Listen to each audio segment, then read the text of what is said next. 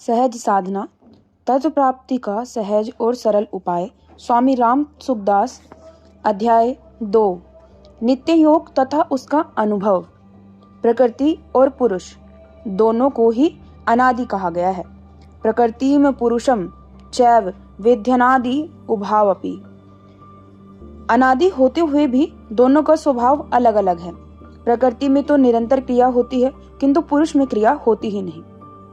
दोनों के इस भेद को ठीक तरह से समझ लेना चाहिए। शास्त्रों में वर्णन आता है कि प्रकृति एक अक्रिय अवस्था होती है और एक सक्रिय अवस्था होती है, परंतु वास्तव में सक्रिय अवस्था की अपेक्षा से अक्रिय अवस्था कही जाती है। प्रकृति की सूक्ष्म क्रिया अक्रिय अवस्था में भी कभी बंद नहीं होती। जैसे हम कभी जागते हुए काम धंधा करते हैं और कभी सब काम धंधा छोड़कर नींद लेते हैं, परंतु शरीर के नाश की क्रिया कभी बंद नहीं होती। नींद में भी 3 तरह की क्रिया होती है।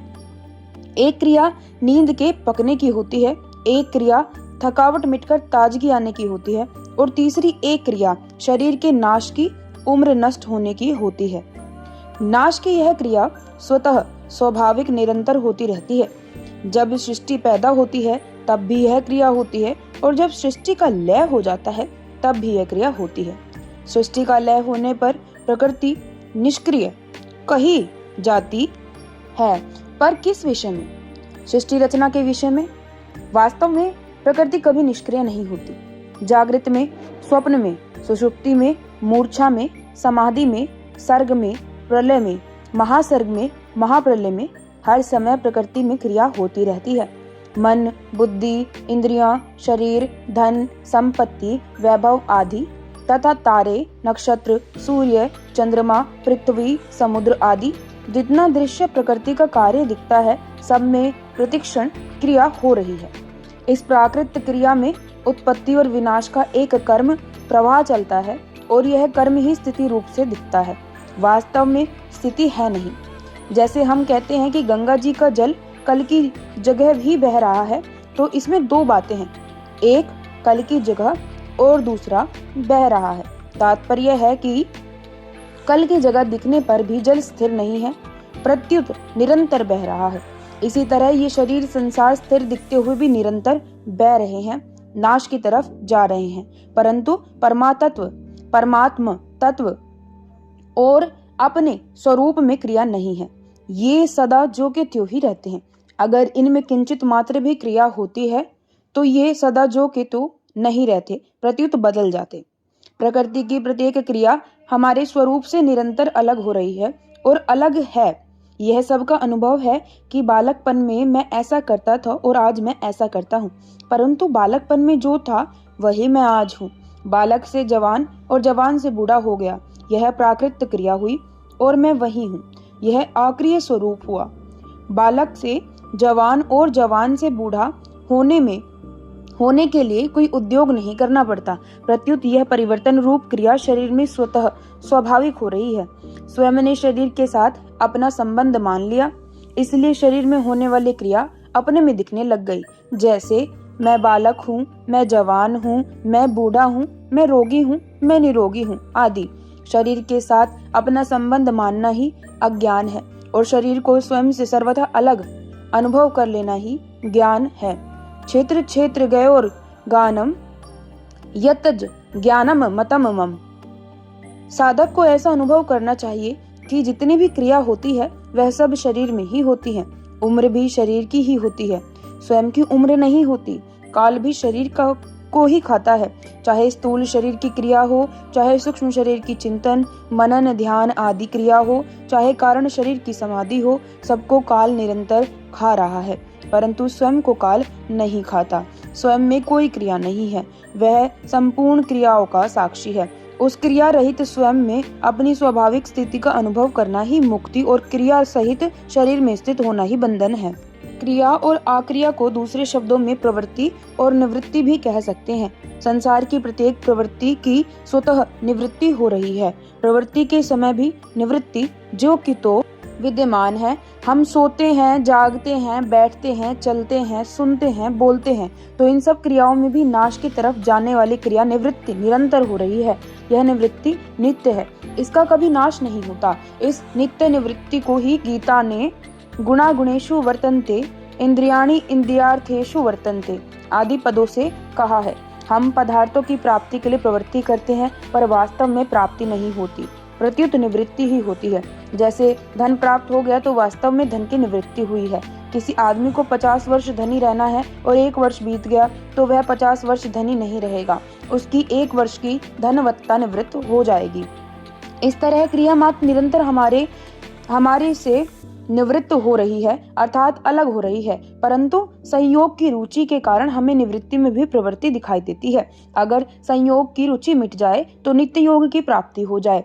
अपने स्वरूप में अथवा परमात्म तत्व को अपने स्थिति का नाम नित्य योग है। इस नित्य योग की प्राप्ति के लिए ही सब साधन है। यह नित्य योग ही गीता का योग है, जिसकी परिभाषा भगवान ने 2 प्रकार से दी है।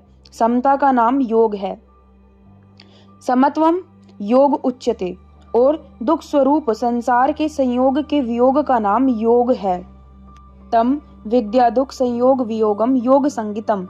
चाहे समता कह दो, चाहे संसार के संयोग का वियोग कह दो, दोनों एक ही है। तात्पर्य है कि समता में स्थिति होने पर संसार के संयोग का वियोग हो जाएगा और संसार के संयोग का वियोग होने पर समता में स्थिति हो जाएगी। दोनों में से कोई एक होने पर नित्य योग की प्राप्ति हो जाएगी। इसी को शास्त्र में मूला विद्या सहित जगत की निवृत्ति और परमानंद की प्राप्ति कहा गया है। गीता ने मूल विद्या सहित जगत की निवृत्ति को कहा है तम विद्या दुख संयोग वियोगम योग संगितम, और परमानंद की प्राप्ति को कहा है समत्वम योग उच्यते। मूला विद्या सहित जगत की निवृत्ति का नाम भी योग है और परमानंद की प्राप्ति का नाम भी योग है। इस योग की प्राप्ति में संयोग की रुचि और क्रिया की रुचि ही खास बाधक है। पदार्थ अच्छे लगते हैं, करना अच्छा लगता है, यही खास बाधा है। पदार्थ और क्रिया प्रकृति का स्वरूप है। अगर पदार्थों और क्रियाओं का आकर्षण न रहे तो अपने आक्रिय स्वरूप का स्वतः अनुभव हो जाए। मूल में पदार्थों के संयोग की रुचि ही बाधक है, क्योंकि संयोग की रुचि होने से ही क्रिया की रुचि होती है। क्रिया की रुचि से कर्तृत्व अभिमान आता है और कर्तृत्व अभिमान आने से देह अभिमान दृढ़ हो जाता है। अगर संयोग की रुचि ना रहे तो क्रिया की रुचि नहीं होगी, क्योंकि किसी न किसी प्रयोजन की सिद्धि के लिए क्रिया की जाती है। संयोग की रुचि कैसे नष्ट हो, इसके 3 उपाय हैं: कर्मयोग, ज्ञान योग और भक्ति योग।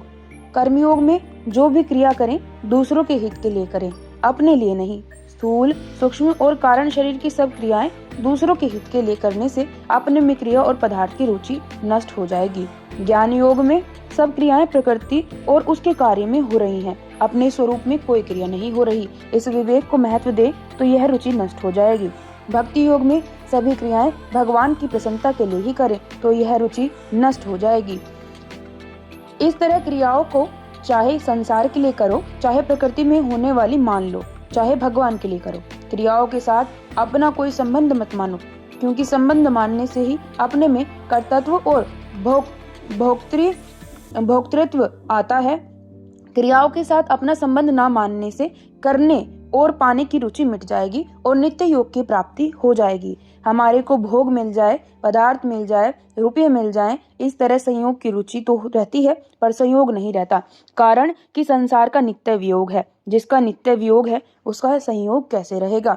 संसार मात्र का निरंतर अपने स्वरूप से स्वतः वियोग हो रहा है। पहले भी वियोग था, पीछे भी वियोग रहेगा और वर्तमान में संयोग के समय भी निरंतर वियोग हो रहा है। तात्पर्य है कि संसार वियोग ही सत्य है।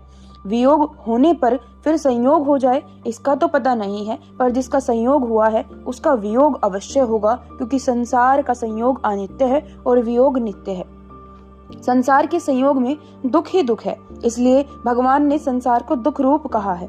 दुख संयोग वियोगम योग संगितम दुखाल्यम, कारण कि प्रत्येक संयोग का वियोग होता है और वियोग में दुख होता है।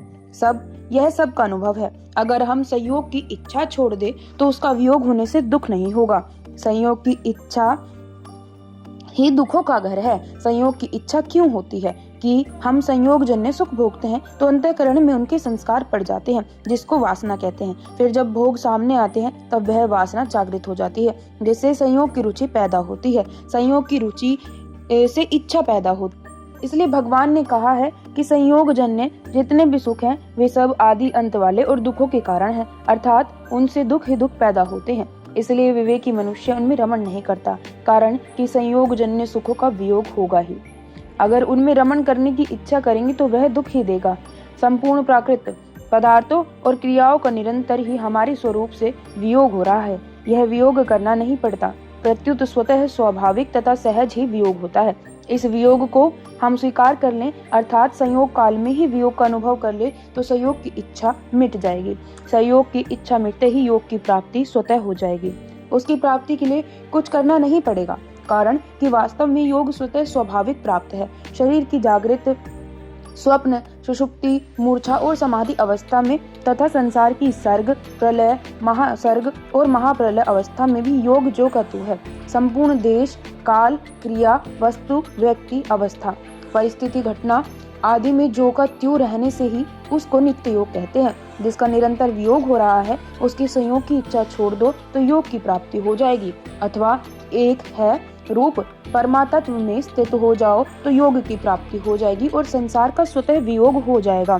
दोनों में से किसी एक को कर लो तो दोनों अपने आप हो जाएंगे। इसमें एक मार्मिक बात है कि अलग उसी से होना है जो पहले से ही अलग है, तथा अलग हो रहा है और प्राप्ति उसी की करनी है जो पहले से ही प्राप्त है। हमें संसार से अलग होना है तो संसार सदा से ही हमारे से अलग है, और परमात्मा को प्राप्त करना है तो परमात्मा सबको सदा प्राप्त है। तात्पर्य है कि संसार का वियोग और परमात्मा का नित्य योग क्रिया साध्य नहीं है, प्रत्युत ये दोनों सहज तथा स्वाभाविक है। आवश्यकता केवल माने हुए संयोग की रुचि मिटाने की है। चाहे माने हुए संयोग की रुचि मिटा दो, चाहे परमात्मा के साथ अपने नित्य योग को पहचान लो, जो पहले भी था, पीछे भी रहेगा और अब भी जो का त्यों है।